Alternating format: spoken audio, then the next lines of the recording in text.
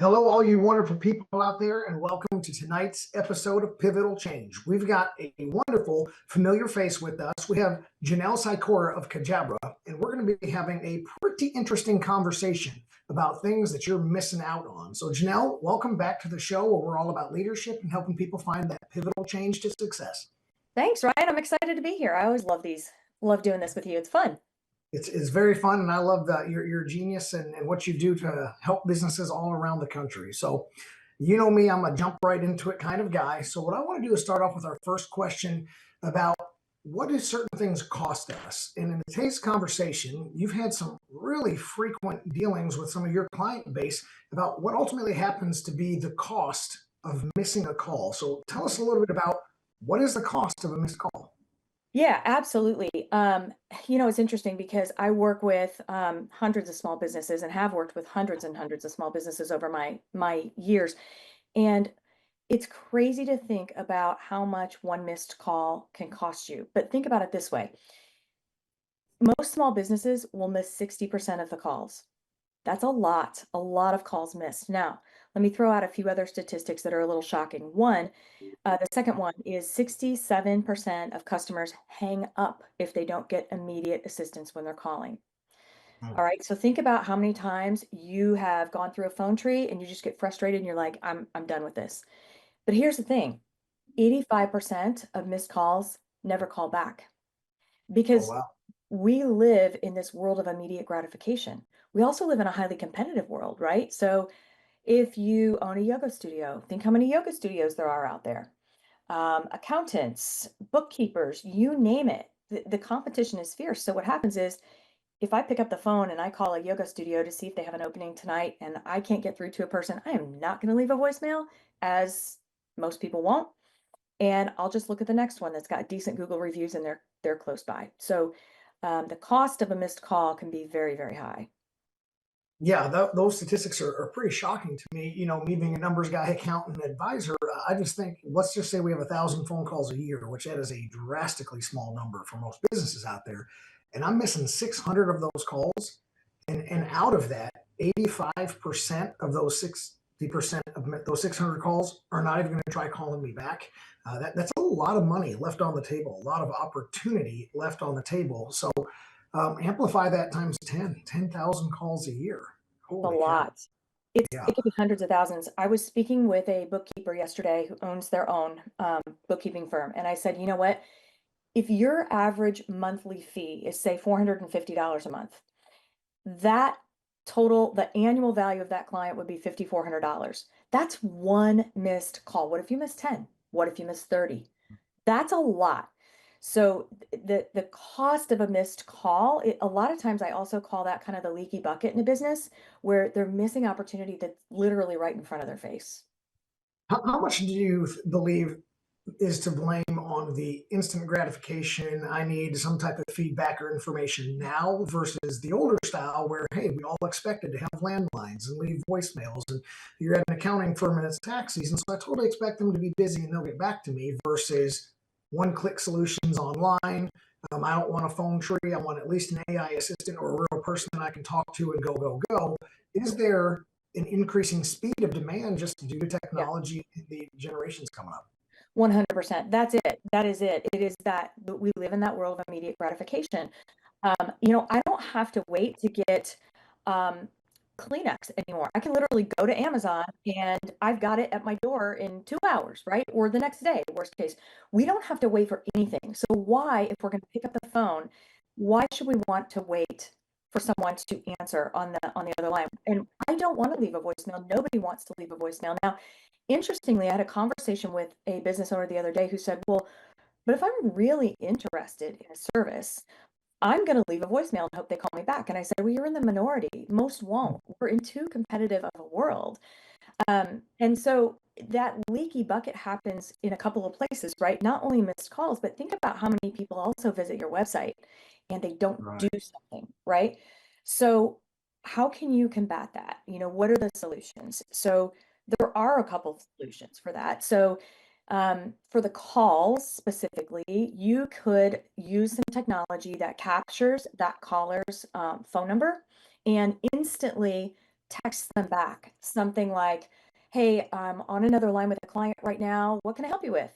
And, AI is good enough that it can be trained to lead that person through a conversation. And half the time, you don't even know you're talking to AI. That's scary, but it's also true. But that AI can at least allow you to pick up that person's the phone number and call them back and text them at the same time. Then you just call them back as soon as you're able to. Another piece of technology that's gotten like it's blowing up this year, if you haven't seen it yet, you're going to.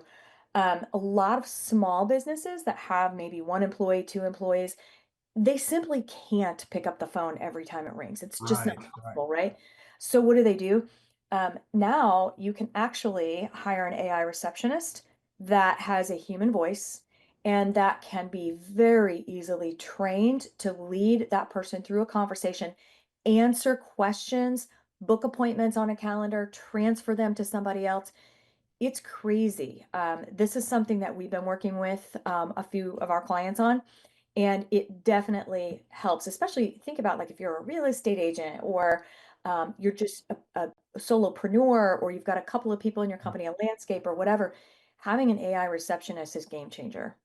I think that's fantastic. And for anybody in the audience that hasn't seen what these things can do yet, it's incredibly impressive. I've watched an entire demonstration video, and then I watched another one where it was a video of a guy being captured as the caller and not realizing he was talking to an AI until halfway through the conversation. And you got to think, this one was a guy just texting at night, just scrolling through looking for services because he couldn't sleep, typical TikTok scrolling, whatever, clicks on a service and types in a message and his phone number saying, I want to inquire. And the AI calls him and has a conversation with him, tells him a little bit more about the services, and books an actual calendar meeting at Mhm. 1:30 in the morning. Instant gratification. The guy that's doom scrolling on social media can get your services as well. And then you mentioned some of these other people. Like, what if you're a landscaping company and after 7:30 a.m. you're out at the yards doing business? You have to Mhm. either pay a full-time human to sit at a desk in reception, or you can have an AI assistant do it for you. And I Yep. think that's a really solid point that you're mentioning about how trainable software is. So can you tell me, people are going to say, yeah, but AI is so expensive and it's so new. But I'm telling you, what is the cost of just one premium client? Can the AI offset that cost and more than pay themselves? How scary is that for the person not wanting to spend that much money? Exactly. You're a natural salesperson, Ryan. No, seriously. If you were selling AI, that's the question, or an AI receptionist, that's the question you ask is how much is a lifetime value of a client, not just an annual value, but a lifetime value. Well, balance that one client times however many missed phone calls you're having. That's a lot of money that's slipping through the cracks and going right into your competition's bucket. And versus the cost of having an AI receptionist, which is really inexpensive. Usually you're going to look at it anywhere roughly $397 a month for something that's well trained. Um, we have the technology in our company where we can create custom demos for any business type that you can imagine and train that demo on the prospect's business within minutes. It's crazy. So with that, then you're able to, it's almost like you've got another real employee, but you're paying what, $300 a month versus however many thousands a year for this employee. Right. So that's, and that's really important because all of a sudden you're never going to miss another call. Now you don't have to have a receptionist, an AI receptionist that's answering it. You can also do the other alternative that I was talking about, which is, capture their number and send them an instant text back. Hey, I got your number. Can't wait to talk to you. I will call you as soon as I'm off my other line or as soon as I can, whatever. That also will at least empower you to pick up the phone and call them back. It may not be enough, but as long as, you know, 95% of text messages are seen within 5 minutes. So that Right. keeps you in front of their eyeballs, and then you can call back and answer questions or close the And deal. I appreciate you bringing that point up too, because we actually train our own staff on what is the appropriate response time. So, what's the appropriate response time to an email versus a phone call? Hey, please call me back, and a text message. And the response times go down based on the platform and what the human expectation is. That, like, it is feasible that responding to an email is a 24-hour clock. If you sent me an email at 9 a.m. this morning I should be responding to you by 9 a.m. tomorrow morning. Now, we try to do close of business day, but it's still expectable. And then if somebody says, hey, call me back, you should be calling them back in a couple or a few hours. If somebody texts you, well, guess what? That's the most instant form of communication. But I want to bounce back to your topic about the cost savings. Mhm. And I guess the question comes down to this, Janelle. It's not can you afford AI receptionists, it's can you afford not to have an AI receptionist? So with that, tell us a little bit more before we transition in the commercial break. What are some other opportunity losses that's costing businesses out there other than just the missed phone call? Yeah. So it's actually even bigger than just missing a random prospect phone call. Most businesses that I work with or know are running some sort of ads out there, as an example. It could be Facebook ads, it could be Google ads, it doesn't matter what it is. If you're running ads and the call to action is a phone number to call in, that absolutely amplifies the issue, right? So, for example, I work with a company where we're running some Google ads, and they're spending a lot of money on these Google ads. And the majority of calls that call in, they're getting a lot of leads, are abandoning because it's not a fast enough system to connect them with a human. You can That's get a good spot for me to jump in because what I want to do is I want to talk specifically about these ads and these calls to action and things like that and have an expanded conversation right here. So thank you so much. Before we cut to commercial break, we're going to be right back with more pivotal change and even better, more Janelle. So sit tight. We'll be back after this message.